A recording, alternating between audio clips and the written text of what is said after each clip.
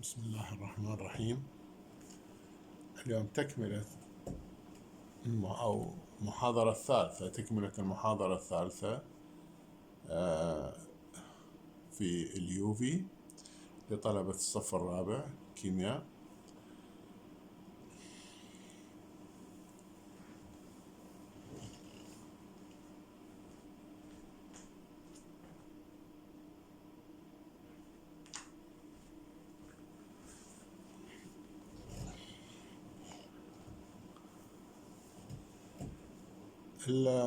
العنوان في هذه المحاضرة هو الكروموفورس. فموقع أي امتصاص في طيف يوفي، يعتمد على طبيعة الانتقال الإلكتروني. فطبعا في الجزيئات العضوية ممكن أن نلقى several orbitals. عندنا مثلا باي orbitals، عندنا n orbitals. فإذا هذول الأوربيتالات ما يصير بيناتهم انتراكشن أو ما يصير بيناتهم ما نسميه بالتآثر، فطبعا الطيف راح يشوفنا كل انتقال إلكتروني لحالة لوحدة. يعني يشوفنا مثلا باي إلى باي ستار أو n إلى باي ستار. وتأثير الكروموفور هنا لم يكن ظاهرا إذا ما يكون بيناتهم انتراكشن. يعني إذا ما يكون بين الكروموفورات انتراكشن أو ما نسميه بالتآثر، فكل كروموفور راح يشوفنا امتصاص الخاص به لحالة، كما في مثلا باي إلى باي ستار أو n إلى باي ستار. هنالك بعض الكروموفورات غير المتعاقبة ولكنها تتآثر مع بعضها، سبب أنه قريبين من بعض فيتآثروا مع بعض. خلينا نشوف هذا الكروموفورات هذولا، خلينا نشوف هاي الجزيئات. بالحقيقة هذه الجزيئات، هاي الجزيئة 3، هاي الجزيئة 4. تلاحظون أنه هذا 1,4 بنتاداين، يعني هاي آصرة مزدوجة وهذه آصرة مزدوجة. هذول كل وحدة من عندهم كروموفور لحالة، لكن هذول ما متعاقبين، هنا مفصولين بواسطة هذه CH2. احنا نعرف التعاقب على أنه آصرة مزدوجة منفردة، فالمفروض تكون عندنا آصرة مزدوجة هنا. طبعا شوفوا هنا صارت عندنا هاي الآصرة المزدوجة، ولذلك نشوفهم هذول مفصولين عن بعضهم بمجموعة CH2. كذلك هذا المركب النوربارين داين، هذا شوف هذول آصرتين مزدوجة، هاي وحدة وهاي الثانية، معزولين عن بعضهم وين؟ بهاي ال CH، بهذا التقاطع أو هذا الجنكشن هنا، معزولين عن بعضهم.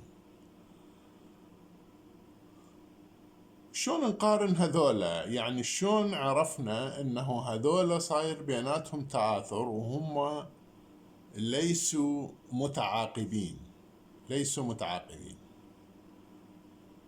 أو غير متعاقبين؟ هذول غير متعاقبين مع بعضهم.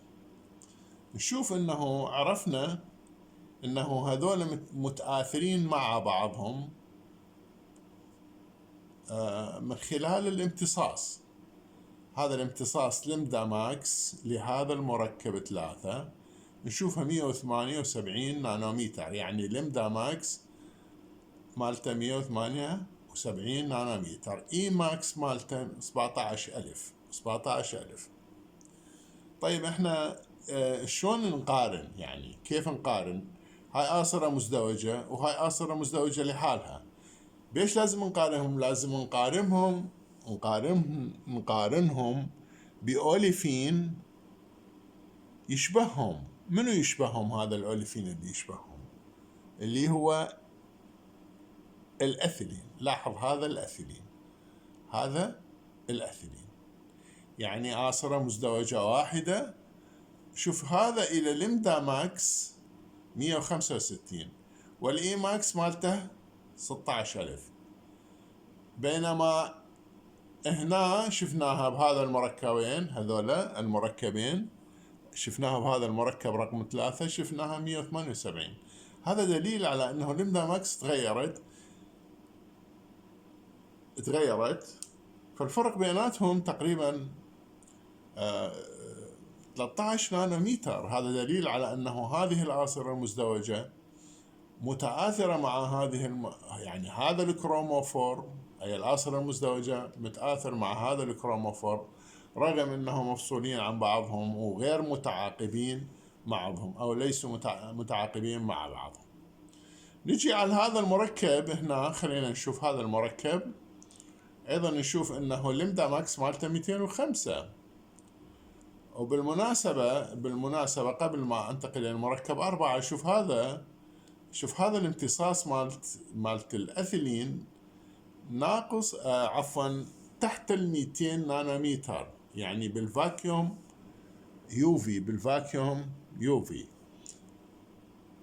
اوكي، يعني ال 165 هي، احنا معظم الأجهزة اللي عندنا هي تقرأ من 200 إلى 750 نانومتر، يعني السبكترو فوتوميترز اللي عندنا هم يقرون من 200 نانومتر إلى 750، يعني من اليوفي إلى الفيزيبل. لكن هنا عندنا شوف هذا المركب الأثيلين امتص بال 165 هي منطقة الفاكيوم يوفي، مقسمنا اليوفي إلى نير يوفي وإلى فار يوفي وبعدين فاكيوم يوفي. هاي لازم تكون مفرغة من الهواء، لا نسمح للأكسجين أو الجزيئات الأخرى الموجودة في الهواء أن تمتص في هذه المنطقة. نلاحظ هذا المركب أيضا، يعني هذا من نقارنه بيش نقارنه بالأثيلين. هسه اللي شفناه قبل شوية نقارنه بالأثيلين، أيضا نقارنه. ليش؟ لأن عندنا هذه الآصرة مزدوجة لحالها وهاي الآصرة مزدوجة لحالها، فأي وحدة من عندهم ممكن نقارنها بالأثيلين. هنا الأثيلين مثل ما قلنا قبل شوية هو يمتص من 165، إذا لكن هذولا كسيستم غير متعاقب امتص في 205، دليل على أنه هذولا متآثرين بيناتهم. وأيضا نشوف إي ماكس بهذا المركب هي يعني 200 2100.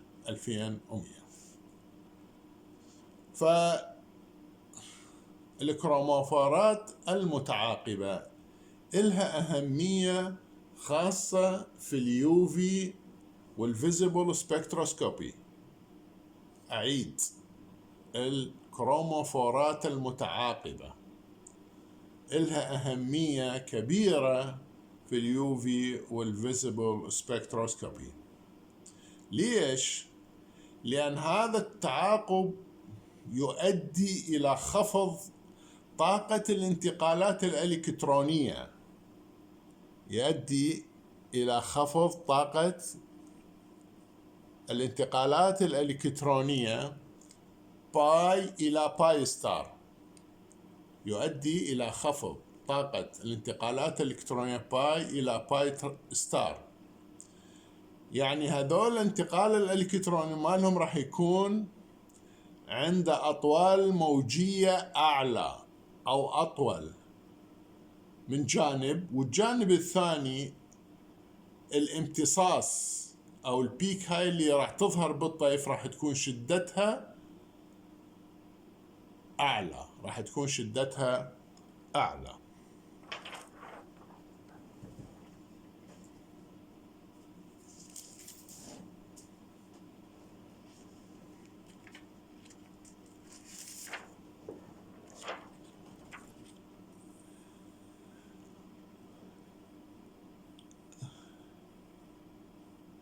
أوكي، إذن التعاقب إلى أهميته، يعني تعاقب الكرومات إلى أهميته.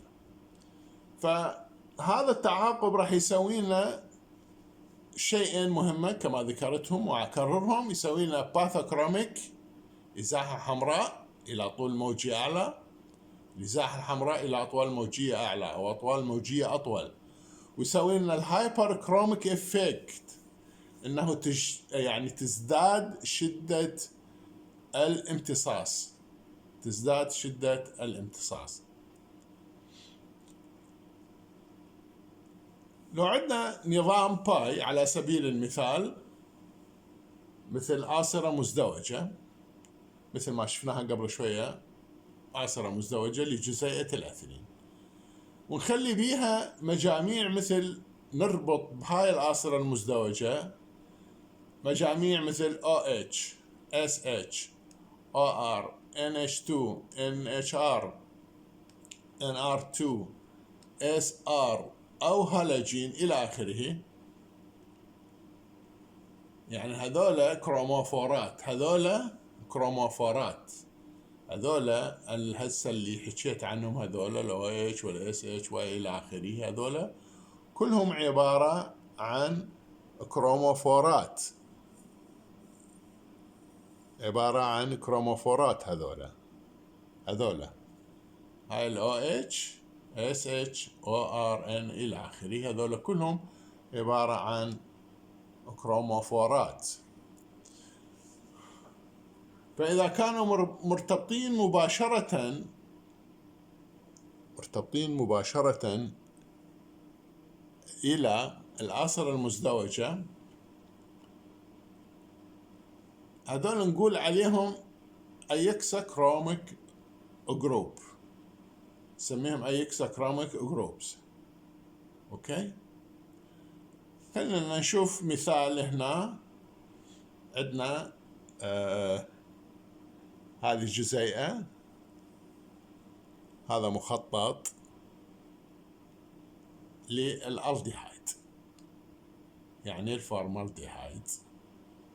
شوف هاي جزيئة الفورمالديهايد، هاي الكربون، هاي الأكسجين، آصرة مزدوجة بيناتهم، هذولا ذرتين الهيدروجين. أوكي، هذا شو نريد نسوي بيه؟ نريد نسوي انتقال إلكتروني إلى الإن إلى الباي ستار، يعني نريد نشوف هذا الامتصاص. تلاحظون أنه الانتقالات الإلكترونية موجود في الأوربيتال N ينتقلون إلى باي ستار، هاي ذكرناها سابقا. أوكي، هذا الانتقال الإلكتروني من N إلى باي ستار احتاجينا إشعاع الطول الموجي إلى مالته 303 نانومتر حتى يحدث هذا الانتقال الإلكتروني. أيضا تلاحظون أنه هنا عندنا أوربيتالات، هذا باي اللي بالزوج الإلكتروني مال الآصرة المزدوجة، وهذا الإن اللي بالزوج الإلكتروني على ذرة الأكسجين. يعني أنا دا أسوي انتقال إلكتروني لهذا الزوج الإلكتروني على ذرة الأكسجين غير المرتبط.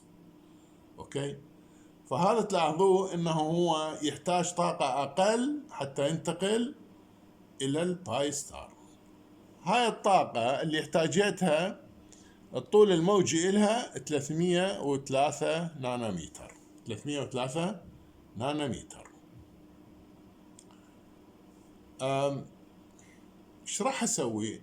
راح اخذ جزيئة الديهايد اخرى واربطها وياها.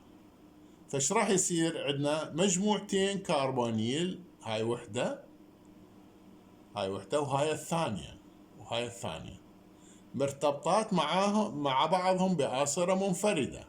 اوكي، جيد. هسه كم باي سيستم عندي 2 باي سيستم اللي هما مال الكربون أكسجين باي سيستم، وعندي الباي سيستم الآخر مال الكربون أكسجين الثانية. شوفوا هذا الباي سيستم الأول وهذا الباي سيستم الثاني. أوكي، وطبعا عندي N اللي هو على الأكسجين، اللي الأوربيتال على الأكسجين، اللي الأوربيتال اللي يحتوي لي الزوج الإلكتروني. شو اللي صار عندي؟ نتيجة هذا التعاقب بين مجموعة الكربونيل هذه ومجموعة الكربونيل هذه، صار عندي سبليتنج، صار عندي هذول سبليتنج بالباي سيستم، يعني انشطر إلى باي 1 وإلى باي 2. شو يقابلهم؟ يقابلهم فوق بالانتي بوندينج اوربيتالز باي 3 ستار وباي 4 ستار. وايضا هذا الاوربيتال اللي يحتوي لي على الزوج الالكتروني على ذرة الاكسجين ايضا صار بي انشطار، فانطاني هاي الان رمزت لها رمز موجب والان سالب. اللي صار انه طبعا نتيجة التعاقب قسم من الاوربيتالات نزلت طاقتها، نتيجة التعاقب نزلت طاقة هذه الاوربيتالات. لو ألاحظ أقارن بين هذا السيستم وأقارن بين هذا السيستم، شوف هذا الباي نتيجة التعاقب طاقته أقل من هاي الباي، يعني هنا عندي آصرة مزدوجة وهنا عندي آصرة مزدوجة، هنا عندي آصرة مزدوجة، شوف هاي قلت طاقتها قياسا، لكن نتيجة هذا الانشطار طبعا هذا راح يصير أعلى من هذا. فإذا أنا عندي 2 باي سيستم، عندي هنا زوج إلكتروني وهنا عندي زوج إلكتروني، وأيضا عندي هنا زوج إلكتروني، هذا منشطر إلى 2 أوربيتالز، هذا واحد وهذا واحد. إذا هذا الإلكترون الزوج الإلكتروني موجود بهذا الأوربيتال. أوكي، هسا الانتقال من راح يصير؟ راح يصير من N إلى باي ستار، من N الموجبة هاي اللي رمزت لها بالرمز موجب إلى باي 3 ستار، هاي باي 3 ستار الأقل طاقة، الأقل طاقة. ولذلك تشوفون احتاجيت يعني 450 نانومتر، فمن أقارنها بهذه المجاورة شوف الفرق 150 نانومتر كلش كبير. هذا الفرق، هذا الفرق نتيجة تعاقب مجموعة الكربونيل هذه. هذا هو المركب يسمى جلايكسلاف. هذا المركب تلاحظون انه صار فرق كبير.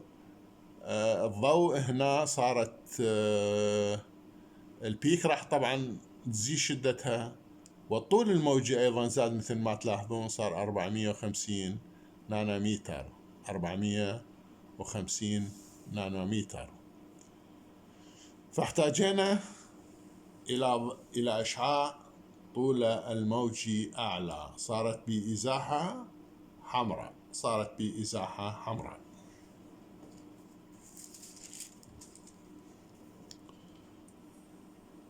هذول هم الجزيئتين، هذول هم الجزيئتين تلاحظوهم، هم هذول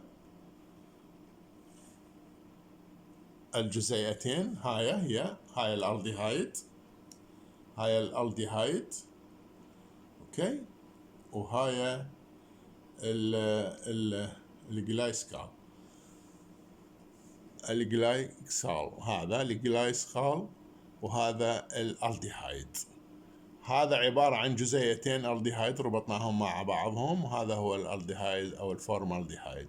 تلاحظون انه هنا اي ماكس كلش قليلة